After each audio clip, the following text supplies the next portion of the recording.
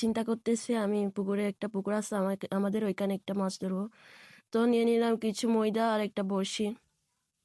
তো আমার বড়শিটা কিন্তু অনেক লম্বা, আর ময়দা নিলাম একটু করে, কারণ মাছ আসে কিনা এটা জানি না। তো চলে যাচ্ছি পুকুরের দিকে।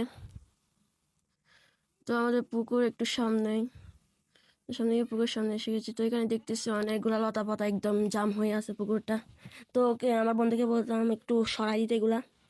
তো এখানে নামতে পারতেছে না নাকি ভয়ে, তাই বাঁশি দিয়ে সরাচ্ছে। তো আমি বড়শির মধ্যে আদা লাগাচ্ছি, ময়দা দিচ্ছি বড়শির মধ্যে।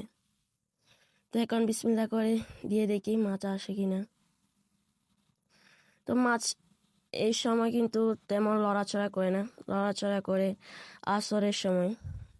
তো এখন আমি দিচ্ছি, দেখি আসে কিনা। তো আমার বন্ধু বলতেছে আসবে মাছ, আমি বলতেছি দেখি, আল্লাহ ভরসা আসে কিনা। তো বেশ কিছুক্ষণ অপেক্ষা করতেছি আমরা বরকি দিয়ে, কিন্তু কোনো মাছের লড়াচড়া নেই। তা আমার বন্ধু বলতেছে আমাকে একটু দে, আমি দেখি আসে কিনা।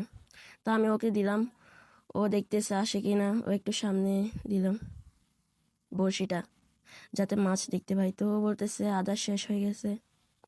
তাই বলতেছি কি বলিস?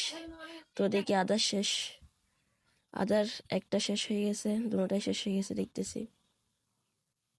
তো এখন আমাদের গিয়া তো আর আদার নেই। 1 ঘন্টা ধরার পর একটা মাছও পাইলাম না। তো আপনাদেরও কীরকম হয় কিনা তা বলে যাবেন। আমার দেখতেই পাচ্ছেন আদারও শেষ, একটা মাছও পাইলাম না।